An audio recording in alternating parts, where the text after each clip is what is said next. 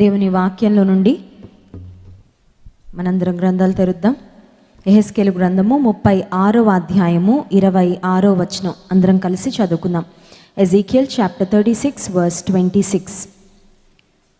నూతన హృదయము మీకు ఇచ్చేదను, నూతన స్వభావము మీకు కలుగచేసేదను. రాతి గుండె మీలో నుండి తీసివేసి మాంసపు గుండెను మీకు ఇచ్చేదను. నా ఆత్మ మీ అందుంచి నా కట్టడలను అనుసరించు వారిని గాను, నా విధులను గైకొను వారిని గాను మిమ్మును చేసేదను. ప్రార్థన. పరిశుద్ధ ప్రేమ కలిగిన తండ్రి, నీకు స్తోత్రాలు. ఈ సాయంకాల సమయంలో ఇప్పటి వరకు పాటల ద్వారా నీ నామాన్ని మహింపరచుకున్నావు ప్రభా. ఎన్నో కుటుంబాల కొరకు విజ్ఞాపన చేయడానికి సహాయం చేసావు, నీకు వందనాలు. నీ సన్నిధి మా మధ్యలో ఉంది కనుక స్తోత్రాలు. బలమైన రీతిలో పరిశుద్ధాత్మదేవా నీవు నీ కార్యాలు చేస్తున్నావు, అందుకై స్తోత్రాలయ్యా. షార్ట్ మెసేజ్ని మా కొరకు ఆశీర్వాదకరంగా ఉంచండి. నీవు మాత్రమే మాట్లాడు ప్రభా, నన్ను సంపూర్ణంగా నీవే మరుగు చేయమని వేడుకుంటూ శ్రేష్టమైన నీ వాక్య సత్యాలు మీరే మాకు బయలుపరచండి. మా బోధకుడుగా మీరు ఉండుమని యేసు నామమున ప్రార్థిస్తున్నాం తండ్రి, ఆమేన్. నూతన సంవత్సరంలోకి రాగానే నూతన సంవత్సరంలో కొత్తదనం ఏంటి అని మనం ఆలోచన చేసినప్పుడు దేవుడు మనకు నూతన హృదయాన్ని ఇస్తారని, నూతన స్వభావాన్ని ఇస్తారు అనే మాటను ఇదే వచనం నుండి మనం ధ్యానం చేశాము. కానీ ఈరోజు నేను చెప్పాలనుకుంటున్న అంశం ఏంటంటే, దేవుడు రాతి గుండెను తీసివేసి మాంసపు గుండెను ఇస్తాడు అని వాగ్దానం చేస్తున్నాడు. రాతి గుండె, మాంసపు గుండె, ఒకవైపు రాతి గుండె అని రాసుకొని ఒకవైపు మాంసపు గుండె అని రాసుకుంటే రాతి గుండెలో ఉండే లక్షణాలు ఏంటి, మాంసపు గుండెలో ఉండే లక్షణాలు ఏంటి? అఫ్కోర్స్ మనందరికీ హార్ట్ దాదాపు ఒకే రకంగా ఉంటుంది. కొంతమందికి బహుశా కొలెస్ట్రాల్ వలనో రకరకాల హార్ట్ డిసీజెస్ వలన కొంచెం హార్ట్లో చిన్న చిన్న బ్లాక్స్ ఉండొచ్చు. కొంతమందికి, మోస్ట్ ఆఫ్ ద పీపుల్కి హార్ట్ లెఫ్ట్ సైడ్ ఉంటుంది, కొంతమందికి మాత్రం హార్ట్ రైట్ సైడ్ కూడా ఉంటుంది. సో అది కూడా ప్రపంచంలో మనకు కనబడుతూ ఉంటుంది. అయితే దేవుని వాక్యంలో హృదయము అనగానే అది లిటరల్గా మనకు కనబడే గుండెకాయ, లేకపోతే ఒక ఈసీజీనో ఒక ట్రెడ్మిల్ టెస్టో లేకపోతే ఎకోలోనో మనకు వచ్చే హార్ట్ కండిషన్ అది కాదు. కానీ మన అంతరంగం, మన లోపలున్న మన ఆలోచనలు, హార్ట్ అనేది చూడండి, it is the seat of all emotions అంటారంటే ఒక మనిషి యొక్క ఆలోచనలు, తలంపులు అవన్నీ కూడా హృదయంలోనే ప్రాసెసింగ్ అనేది జరుగుతూ ఉంటుంది. అందుకే దేవుని వాక్యంలో దేవుడు సెలవిస్తున్నాడు, నా కుమారుడా నీ హృదయమును నాకు ఇమ్ము. దేవుడు మన కానుకల కంటే, మనం ఆయనకి ఇచ్చే అర్పణల కంటే, ఇంకా మనం ఆయన సన్నిధిలో చేసుకునే మొక్కుబడుల కంటే, వాటన్నిటికంటే ప్రాముఖ్యంగా దేవుడు అడిగేది ఏంటంటే నీ హృదయాన్ని నాకు ఇవ్వు. So the most important thing in a human body is the heart. మనకు తెలుసు, కాళ్ళు లేకపోతే బ్రతకచ్చు, ఒక చెయ్యి లేకపోతే బ్రతకచ్చు, కన్ను లేకపోతే బ్రతకచ్చు, ఒకవేళ వినికిడి శక్తి లేకపోతే బ్రతకచ్చు. కానీ హార్ట్ లేకపోతే మాత్రం ఎవరం బ్రతకలేం ఒక్క క్షణం కూడా. అంటే హార్ట్ కొట్టుకోవడం ఆగిపోయిన తర్వాత లిటరల్గా ఇంకా డాక్టర్స్ కూడా టెస్ట్ చేసి వాళ్ళు డిక్లేర్ చేసేస్తూ ఉంటారు, ఇంకా అయిపోయింది, ప్రాణం ఇంకా పోయినట్లే అని. సో ఒక ఫిజికల్ బాడీకి హార్ట్ అనేది చాలా ప్రాముఖ్యం. దేవుని వాక్యంలో కూడా హృదయానికి చాలా చాలా ప్రాధాన్యత ఇవ్వబడినట్లుగా మనం గమనిస్తాము. దేవుడు కూడా మన నుండి ఆశిస్తుంది ఏంటంటే, నా కుమారుడా, నా కుమార్తె, నీ హృదయము నాకు కావాలి. సో దేవుడు మన హృదయాన్ని ఎందుకు కోరుకుంటున్నాడు అని మనం ఆలోచన చేసినట్లయితే, మనలో we either have a heart of stone or a heart of flesh. మనలో ఉంటే రాతి లాంటి హృదయం ఉంటుంది, లేకపోతే మాంసపు హృదయము ఉంటుంది. సో రాతి హృదయము అంటే అర్థం ఏంటంటే, రాతి గుండె అంటే అర్థం ఏంటంటే, జీవితంలో కొన్నిసార్లు మనం ఎదుర్కొనే పరిస్థితులను బట్టి మన గుండె రాతి గుండె అయిపోతుంది. అంటే పుట్టగానే ఎవరికి రాతి గుండెలు ఉండవు, పుట్టగానే బాగానే ఉంటాము, సెన్సిటివ్గా ఉంటాము, పెయిన్కి తర్వాత ఇతరుల యొక్క ఇబ్బందులకు చాలా మనం స్పందించేస్తూ ఉంటాం. కొన్నిసార్లు మా పిల్లల్ని గమనిస్తూ ఉంటే ఎవరైనా కష్టంలో ఉంటే వాళ్ళు చలించిపోతూ ఉంటారు. అంటే కొన్నిసార్లు అనిపిస్తుంది, పిల్లలకు ఉన్నంత సెన్సిటివిటీ, అంటే లేత హృదయాలకు ఉన్నంత సెన్సిటివిటీ పెద్దలకి చాలాసార్లు ఉండదేమో. ఎవరైనా కష్టాల్లో ఉన్నా, ఎవరైనా బాధపడుతున్నా వాళ్ళ సంగతి వాళ్ళు చూసుకుంటారులే, మాకెందుకులే అన్నట్లుగా కొన్నిసార్లు మనం ఇన్సెన్సిటివ్గా ఉంటాం. కారణం ఏంటంటే హృదయం ఎందుకో ఒక మొద్దుబారిపోయిన, లేకపోతే రాటు తేలిపోయిన పరిస్థితి. సో హార్ట్ ఆఫ్ స్టోన్ అనేది మనకి ఎప్పుడు వస్తుంది అని ఆలోచన చేస్తే, జీవితంలో మనం ఎదుర్కొన్న కొన్ని క్లిష్ట పరిస్థితులు, కొన్ని రిజెక్షన్స్ అయి ఉండొచ్చు, లేకపోతే కొన్ని ఫెయిల్యూర్స్ అయి ఉండొచ్చు, కొన్ని అవమానాలు మనం ఎదుర్కొన్నవి మన హృదయాన్ని ఒక రాతి గుండెగా మార్చొచ్చు, లేక మనం చేసిన తప్పుల వలన పాపాల వలన మనల్ని వెంటాడే అపరాధ భావన ఉండొచ్చు, లేక మనలో ఉన్న స్వార్థం ఉండొచ్చు, మనలో ఉన్న పగ తీర్చుకోవాలి, రివెంజ్ తీర్చుకోవాలి అనే స్వభావం ఉండొచ్చు, మనలో ఉండే ద్వేషం ఉండొచ్చు, లేకపోతే ఇతరులు మనల్ని మోసగించినప్పుడు కూడా మన హృదయము నేను మోసగించబడ్డానని ఫస్ట్ చాలా బాధపడతాము. ఆ తర్వాత ఏంటంటే ఆ గుండెంతా ఒక స్పందన లేని హృదయంగా మారిపోతుంది. కొన్నిసార్లు జీవితంలో ఒంటరితనం, లోన్లీనెస్, నన్ను ప్రేమించేవారు ఎవరూ లేరు, నాకు తోడుండేవారు ఎవరూ లేరు, నాకు భరోసా ఇచ్చేవారు ఎవరూ లేరు, అలాంటి పరిస్థితుల్లో కూడా గుండె ఒక రాతి గుండెలా అయిపోతుంది. కొన్నిసార్లు ఏంటంటే మనకు కలిగిన గాయాలు, అవి మాటల ద్వారా కానీ చేతల ద్వారా కానీ మన చుట్టూ ఉన్నవారు మనకు చేసే గాయాలు, ఆ తర్వాత కొన్నిసార్లు ప్రపంచంలో జరుగుతున్న పరిస్థితులను చూసినప్పుడు కూడా కొన్నిసార్లు మన గుండె రాతి గుండెలా అయిపోతుంది. చూడండి, ఒకప్పుడు ఎక్కడైనా మానభంగం జరిగిందంటే, ఒక రేప్ జరిగిందంటే దాన్ని వార్తల్లో చాలా పెద్దగా వేసి టీవీ ఛానల్స్లో చాలా ఎక్కువ చెప్పేవారు. కానీ ఈ రోజుల్లో ఐ థింక్ చాలా విషయాలు వెనకాల జరిగిపోతున్నాయి, వాటిని ఎవరు పట్టించుకోవడం లేదు. ఒకప్పుడు ఏదైనా హత్య జరిగింది అంటే 10 మంది దాని గురించి చెప్పుకొని మాట్లాడుకొని బాధపడేవారు. ఇప్పుడు ప్రపంచంలో చాలా హత్యలు జరుగుతూ ఉన్నాయి, చాలా మోసాలు, చాలా అన్యాయాలు, చాలా మరి భయంకరమైన పనులు జరుగుతున్నాయి. కానీ వాటి గురించి మనం వార్తల్లో చూస్తాం, కాకపోతే రోజంతా దానికోసం ఆలోచన చేసి బాధపడి డిస్కస్ చేసుకునే అంత పరిస్థితులు అయితే ప్రపంచంలో లేవు. కారణం ఏంటంటే ప్రపంచంలో రోజు రోజుకి చెడుగు అనేది ఎక్కువైపోతుంది. The evil in the world is increasing day by day. ప్రపంచంలో మానవుల తలంపులు, మానవ హృదయము రోజు రోజుకి చెడిపోతుంది. కనుక ప్రపంచంలో జరుగుతున్న పరిస్థితులు, హ్యాపెనింగ్స్ ఇన్ ద వరల్డ్, వాటిని చూసి కూడా కొన్నిసార్లు మన హృదయము ఒక కఠినమైన హృదయంగా, ఒక మొద్దుబారిపోయిన హృదయంగా, ఒక రాతి హృదయంలాగా మారిపోయే అవకాశాలు చాలా ఉన్నాయి. ఇప్పుడు రాతి హృదయానికి మాంసపు హృదయానికి ఉన్న తేడాలు ఏంటి అంటే, రాయి అనేది ఎప్పుడు బరువుగా ఉంటుంది, అవునా కదా? Stone is always heavy but flesh is light. అంటే అట్లీస్ట్ స్టోన్తో కంపేర్ చేస్తే, రాతితో మనం పోలిస్తే మాంసం అనేది ఖచ్చితంగా లైట్ వెయిట్, కొంచెం తక్కువ బరువే ఉంటుంది. సో దేవుడు మనకు రాతి హృదయాన్ని తీసేసి మాంసపు హృదయాన్ని ఇస్తాడంటే, ద్వేషంతో, కోపంతో, ప్రతీకారేచ్ఛతో, పాపంతో, అవమానంతో, అపరాధ భారంతో, తర్వాత మోసగించబడ్డాము అనే బాధ, ఒంటరితనము అనే భారము, ఈ భారాలన్నిటితో ఒక రకమైన బరువుగా అయిపోయిన గుండెను, ఆ వెయిట్ అంతా దేవుడు తీసేసి మాంసపు గుండెగా, తేలికైన అనుభవాలతో దేవుడు మన హృదయాన్ని, మన జీవితాన్ని నింపుతానని వాగ్దానం చేస్తున్నాడు. ఇంకొకటి ఏంటంటే, ఒక రాయి మనం గమనించినట్లయితే యూజువల్గా ఒక స్టోన్ అనేది కోల్డ్గా ఉంటుంది, కానీ మాంసం అనేది యూజువల్గా it is hot. Or at least ఒక రాయిలో జీవం ఉండదు, కానీ ఒక మాంసంలో అయితే, ఒక మాంసపు ముద్దలో ఖచ్చితంగా జీవము ఉంటుంది. ఆ తర్వాత మనం ఆలోచన చేస్తే, ఒక రాతికి ఏ విధమైన ఫీలింగ్స్ ఉండవు. ఒక రాయి తీసుకెళ్ళి ఒక సముద్రంలో పెట్టి దాని మీద ఎంత జల ప్రవాహం అన్న వెళ్ళనివ్వండి, ఆ రాతిలోకి ఒక్క చుక్క కూడా వెళ్ళదు. ఎందుకంటే ఆ రాయి స్వభావమే అంత, దాని మీద నుంచి ఎన్ని పొర్లి పారినా రాయి రాయిలాగే ఉంటుంది. కానీ ఒక మాంసం అలా కాదు. దాన్ని ఒకవేళ ఒక వేడి దానిలో వేస్తే అది కరిగిపోతుంది, లేకపోతే కుక్ అయిపోతుంది. చూడండి, ఒక చికెన్ మనం తీసుకున్న, ఒక మీట్ మనం తీసుకున్న, ఒక హీట్కి ఎక్స్పోజ్ చేసినప్పుడు అది వెంటనే అదొక మెత్తగా అయిపోతుంది, లేకపోతే అది ఇట్ స్టార్ట్స్ కుకింగ్, సాఫ్ట్ అని అయిపోతూ ఉంటుంది.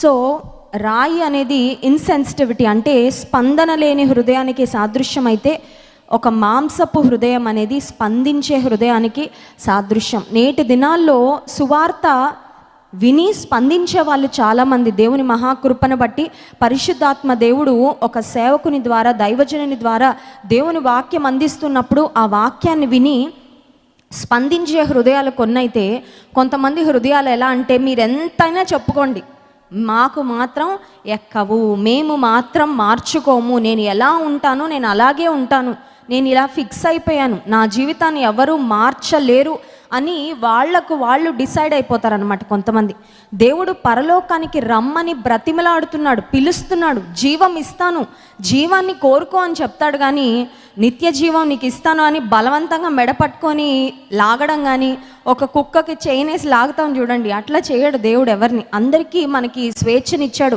స్వాతంత్రాన్ని ఇచ్చాడు. జీవాన్ని కోరుకో, మరణాన్ని తప్పించుకో, నీకోసం నేను మరణించాను, నీ శాపాన్ని నేను భరించాను, నీకు ఒక నూతన జీవితాన్ని ఇస్తాను, ఆనందకరమైన సమాధానకరమైన బ్రతుకునిస్తాను అని దేవుడు పిలుపుని మాత్రం ఇస్తాడు. కానీ ఎవరిని దేవుడు బలవంతము చేయడు. సో మన హృదయము రాతి హృదయంగా మిగిలిపోవాలా, లేక దేవుని మాటలకు స్పందిస్తూ ఒక మాంసపు హృదయంగా మార్చబడాలా అనేది మన చేతుల్లోనే ఉంది అనే విషయాన్ని మనం గుర్తించాలి. హెబ్రీ పత్రిక 3వ అధ్యాయము 7-8 వచనాల్లో మనం చూసినట్లయితే, ఇశ్రాయేలీలు తమ హృదయాలను కఠినపరుచుకున్నారు అనే మాట వాక్యంలో చూస్తాం.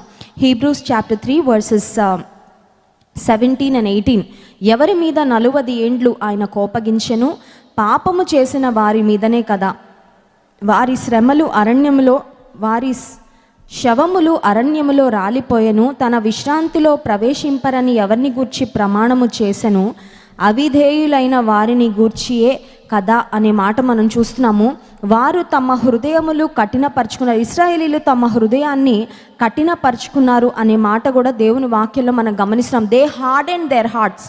దేవుని అద్భుతాలు చూస్తూనే ఉన్నారు, దేవుడు చేసిన సూచక్రియలు చూస్తూనే ఉన్నారు, దేవుడు వారిని ప్రొవైడర్గా వారి అవసరతలన్నీ ఎలా తీరుస్తున్నాడో, ఆకాశం నుండి ప్రతిదినము మానక మన్నా ఎలా కురిపిస్తున్నాడో చూస్తూనే ఉన్నారు. రాత్రి కాలంలో వారికి చలి వేసి, లేకపోతే ఏమైనా భయంకరమైన జంతువులు వారి మీద దాడి చేసో, లేకపోతే దోమలు ఏవైనా కుట్టి విష కీటకాలు వారి మీద దాడి చేసి వారికి ఇబ్బందులు కలుగుతాయని రాత్రి కాలంలో ప్రతిరోజు దేవుడు పిల్లర్ ఆఫ్ ఫైర్ అంటే అగ్ని స్తంభంగా వారితో ఆయన సన్నిధిని ఉంచాడు. వారికి చక్కగా రాత్రి కాలంలో చల్లటి వాతావరణంలో వృద్ధాప్యంలో ఉన్నవారు ఉంటారు, చంటి బిడ్డలు ఉంటారు, బలహీనులు ఉంటారు. వాళ్ళు ఇబ్బంది పడకూడదని వారికి చక్కగా వేడిగా వెచ్చగా ఉండడానికి ఆయన ఒక అగ్ని స్తంభం నుంచి, పగటిలో ఆ ఎండలో ఎక్కడ సొమ్మసిల్లిపోతారో, ఎండలో ఎండ దెబ్బ తగులుతుందో అని వారి కాపుదలగా ఒక మేఘ స్తంభంగా, ఒక పిల్లర్ ఆఫ్ క్లౌడ్గా వారి మీద ఉండి అంత అద్భుతంగా దేవుడు వారిని నడిపిస్తే, దేవుని యొక్క మంచితనాన్ని, దేవుని యొక్క ఆశ్చర్య కార్యాలను వారు ఎక్స్పీరియన్స్ చేస్తూ సహా వారి హృదయాలను కఠినపరుచుకున్నారు. అందుకే దేవుడు మీరు నా విశ్రాంతిలో ప్రవేశించరు అని దేవుడు వారిని శపించాడు. ఇశ్రాయేలీలో ఎవరైతే దేవుని మీద సనిగారో వారు వాగ్దాన దేశంలో కనానులో ప్రవేశించలేకపోయారు అని దేవుని వాక్యంలో మనము గమనిస్తున్నాం. సో దేవుని ప్రజలంగా ఉన్న మనకు మనందరి విషయంలో దేవుడు ఆయన ప్రేమ కలిగిన వాడే, ఆయన కృప కలిగిన వాడే. మనందరికీ వాగ్దానం చేస్తున్నాడు, మాంసపు హృదయాన్ని మీకు ఇస్తాను, రాతి గుండెను తొలగించి అని. అయితే మాంసపు హృదయాన్ని మనం పొందుకోవాలంటే మొదటగా మన హృదయాన్ని దేవుని చేతిలో పెట్టాలి. చూడండి, ఒక హార్ట్ ఆపరేషన్ చేయించుకోవాలంటే రోడ్డు పక్కన ఏ హాస్పిటల్ కనపడితే ఆ హాస్పిటల్కి వెళ్తామండి. ఏ డాక్టర్ పడితే ఆ డాక్టర్ ఆయన మంచి డాక్టరా కాదా, ఎక్స్పర్టా కాదా, ఆయన ఇప్పటివరకు చేసిన ఆపరేషన్ సక్సెస్ అయ్యాయా లేదా తెలుసుకోకుండా వెళ్ళి అక్కడ స్ట్రెచ్చర్ మీద పడుకొని, లేకపోతే ఆపరేషన్ థియేటర్లోకి వెళ్ళిపోయి నాకు కొంచెం గుండె సమస్య ఉంది డాక్టర్ గారు, నాకు ఓపెన్ హార్ట్ సర్జరీ చేయండి, బైపాస్ సర్జరీ చేయండి అని చెప్తామండి? ఖచ్చితంగా చెప్పము. ఎందుకంటే గుండె చాలా ప్రాముఖ్యం. గుండె ఆగిందంటే ఇంక అయిపోయినట్టే జీవితం. అందుచేత హార్ట్కి సంబంధించి మనం ఏమైనా చేసుకోవాలంటే చాలా మంచి డాక్టర్, ఎంత ఖర్చైనా పర్వాలేదు, మా వాళ్ళు క్షేమంగా వస్తారంటే అలాంటి డాక్టర్ దగ్గరికి మాత్రమే పంపిస్తానని. ఇప్పుడు దేవుడు ఏంటంటే మన హృదయం మీద ఆయన పని చేస్తాడు. Hallelujah. And he is the greatest physician. ఆయన పరమ వైద్యుడంట. అంటే వైద్యులందరికీ మించిన వైద్యుడు ఆయన. ఒకవేళ ఈ డాక్టర్స్ అయినా ఈ రోజుల్లో సర్జరీస్ చేయడానికి చూడండి, కొన్ని సర్జరీస్కి వాళ్ళు ఎండోస్కోపీ టైపో, లేకపోతే ఏదైనా చిన్న హోల్ పెట్టి లోపలికి పంపిస్తారు, లేకపోతే లేజర్స్తో సర్జరీస్ చేస్తున్నారు, రోబోట్స్ పంపించి రోబోటిక్ సర్జరీ చేస్తున్నారు. మెడికల్ టెక్నాలజీలో చాలా అడ్వాన్స్మెంట్స్ వచ్చేసి, ఒకప్పుడు కోస్తేనే సర్జరీ, చాలా పెద్ద మరి కత్తులు తీసుకొని కోసి మళ్ళీ కుట్లు వేసి ఇవంతా ఉండేవి. ఇప్పుడు చాలా సింప్లిఫై అయిపోయింది. కానీ దేవుడు మన రాతి గుండెని తీసి మాంసపు గుండెని ఇవ్వడానికి మనకి కుట్లు ఉండవు, మనకి రక్తం గారదు, మనకి మధ్యలో ఎవరు వచ్చి బ్లడ్ ఇవ్వక్కర్లేదు, మళ్ళీ మధ్యలో పేషెంట్ ఏమన్నా అయిపోద్దేమో అని టెన్షన్ పడాల్సిన అవసరం లేదు. మనం ఎక్కడున్నాం అక్కడే ఏం ఫీజు కూడా అక్కర్లేదు, డబ్బు ఖర్చు పెట్టక్కర్లేదు, ఎక్కడికి వెళ్ళక్కర్లేదు. ఉన్న చోటనే దేవా నాలో ఉన్న రాతి గుండెని తీసివేసి మాంసపు హృదయాన్ని ఇవ్వు అని మనం అడగగలిగితే, ఇందాక మనం చదువుకున్న మెహెస్కేలు గ్రంథం 36వ అధ్యాయము 26వ వచనంలో చూడండి, నా ఆత్మను మీ యందుంచి, 27వ వచనం, నా ఆత్మను మీ యందుంచి నా కట్టడలను అనుసరించు వారిని గాను నా విధులను గైకొను వారిని గాను మిమ్మును చేసెదను.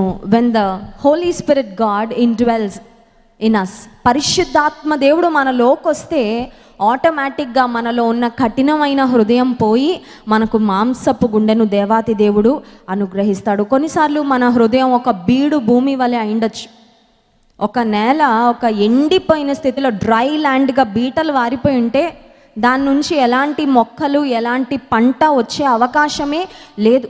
మన హృదయం లోపల నుండి జీవ జలములు ప్రవహించాలి, మన జీవితం నుండి ఆత్మఫలం వచ్చి మనం అనేక మందికి దీవెనకరంగా ఉండాలి. కానీ దేవునికి, పరిశుద్ధాత్మకు మనం చోటివ్వనప్పుడు మన హృదయము ఒక బీటలు వారిన ఒక డ్రై గ్రౌండ్ లాగా, ఒక ఎండిపోయిన నేల వలె మన జీవితం ఉంటుంది. కానీ పరిశుద్ధాత్మ దేవునికి మనలో చోటిచ్చినప్పుడు, పరిశుద్ధాత్మ దేవుని మన హృదయంలోనికి ఆహ్వానించినప్పుడు, దేవుని సన్నిధిని మన హృదయంలోకి మనం ఆహ్వానించినప్పుడు, దేవునికి మన హృదయంలో ఒక ముఖ్యమైన ప్రథమ స్థానాన్ని మనం ఇచ్చినప్పుడు, బీటలు వారిన ఒక ఎండిన భూమి వలె ఉన్న మన హృదయాన్ని ఆయన తన వాక్యం అనే వర్షం ద్వారా తడిపి, ఆయన మన హృదయాన్ని సాగు చేసి మన హృదయంలో నుండి జీవజల నదులు ప్రవహించలాగిన, మన హృదయంలో నుండి మంచి ఆలోచనలు, సత్క్రియలు, అనేక మందికి ఆశీర్వాదకరంగా ఉండే కృపను దేవాతి దేవుడు మనకు అనుగ్రహిస్తాడు. సో ఆయన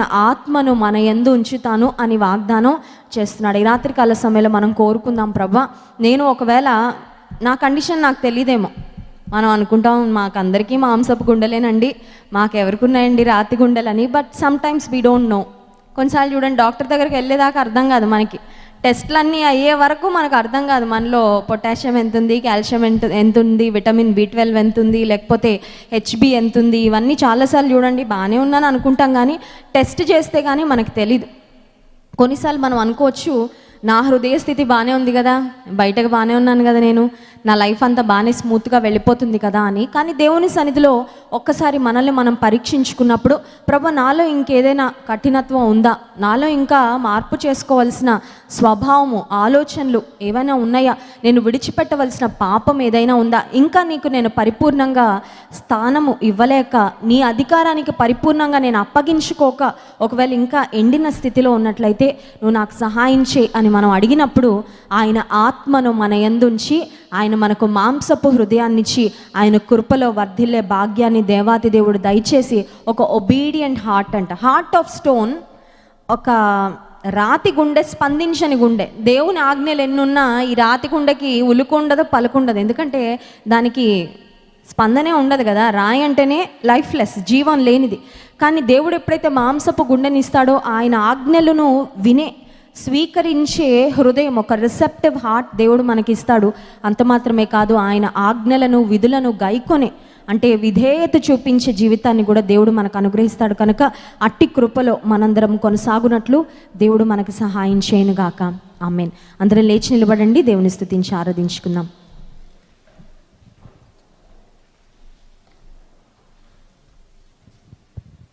నీకన్నా లోకాన నాకెవరున్నారయ్యా, నాకున్న తోడు నీడ నీవే. అందరికన్నా మనకు పెద్ద తోడు ఎవరండి? యేసయ్య. హల్లెలూయా. నీకన్నా లోకాన నాకెవరున్నారయ్యా. అందరం కలిసి పాడుతూ దేవుని స్తుతిద్దాం.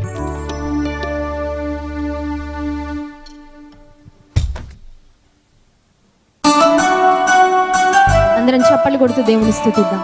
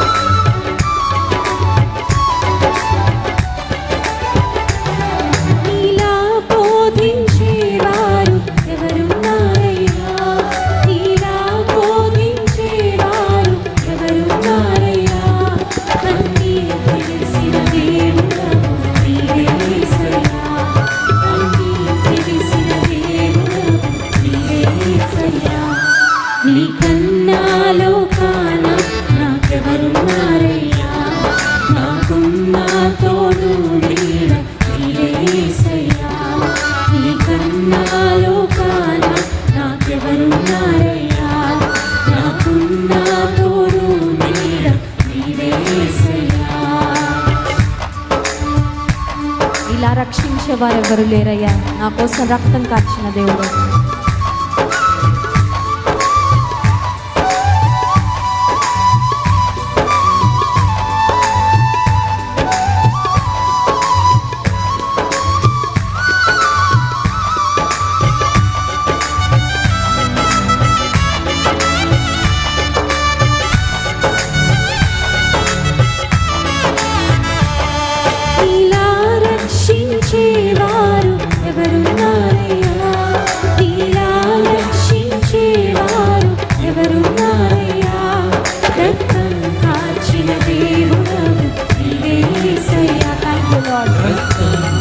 అవునయ్యా, రక్తం కార్చావు, స్తోత్రం.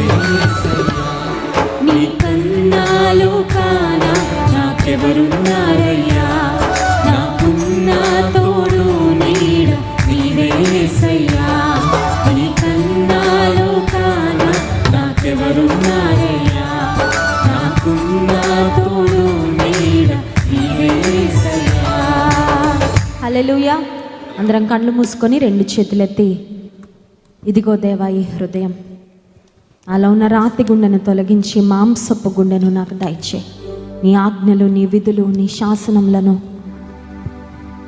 నా జీవితంలో అనుసరించే హృదయం నాకు ఇవ్వయ్యా. కఠినమైన హృదయం వద్దయ్యా. ద్వేషంతో, కోపంతో, అసూయతో నిండిన హృదయం నాకొద్దు ప్రభా. అవిధేయమైన హృదయం వద్దయ్యా. అక్రమంతో నిండిన జీవితం హృదయం నాకొద్దు ప్రభా.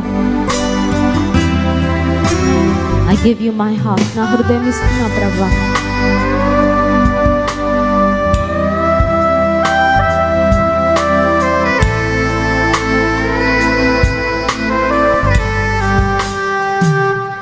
ఇదిగో దేవా ఈ హృదయం,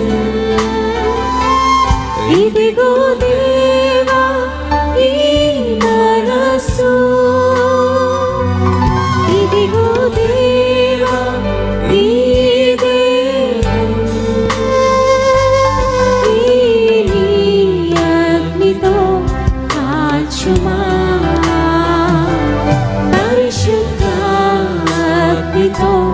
కాల్చుమా,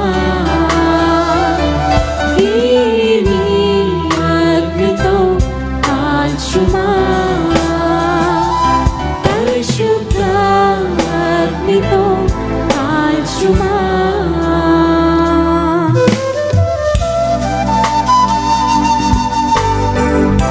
పనికిరాని తీగలు తీసేయ్యా. ఫలించని అనుభవాలు తొలగించు ప్రభా. నాలో ఉన్న అహంభావము, గర్వము, అవిధేయత తీసేయండి.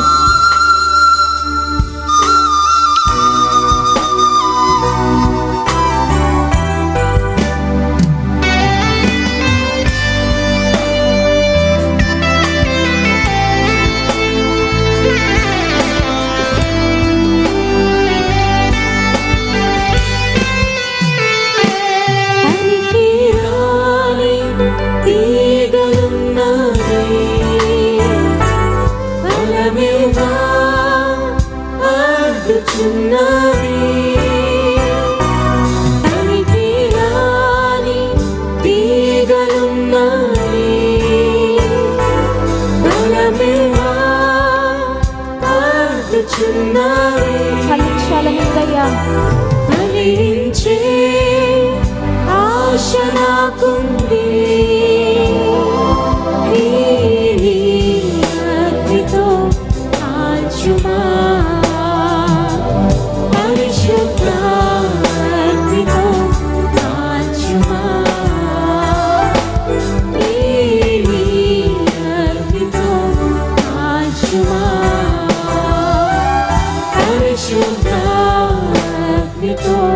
కాల్చుమా, ఇదిగో దేవా నా హృదయం, ఇదిగో దేవా yes Lord, నా మనస్సు నీకు ఇస్తున్నానయ్యా.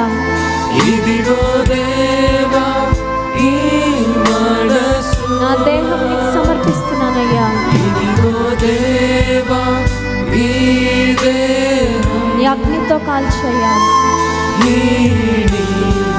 అగ్నితో కాల్చుమా, పరిశుద్ధ అగ్నితో కాల్చుమా,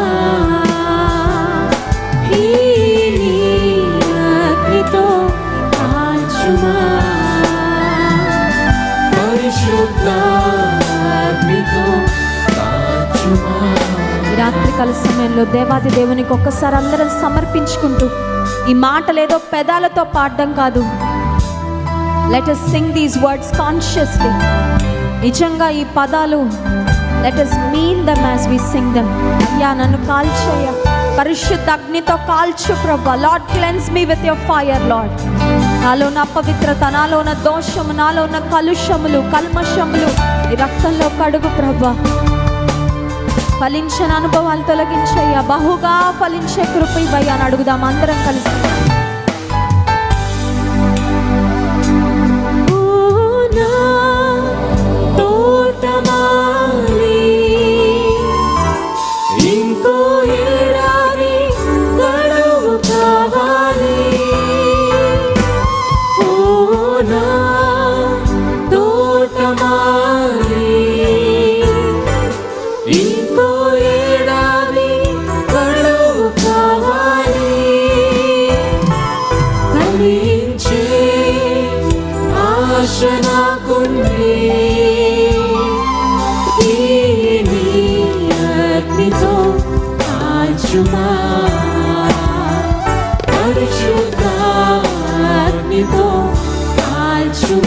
అందరం చెప్తాం, నన్ను కాల్చేయ. Lord cleanse me with your fire. అవును తండ్రి,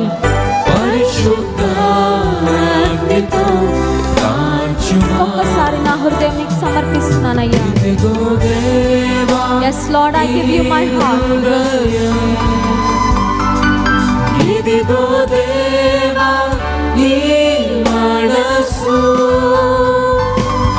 ఇదిగో దేవా నీ దేహం, నీ అగ్నితో కాల్చుమా, పరిశుద్ధ అగ్నితో కాల్చుమా, అగ్నితో కాల్చుమా, పరిశుద్ధ అగ్నితో కాల్చుమా. పరిశుద్ధ ప్రేమ కలిగిన తండ్రి స్తోత్రాలు.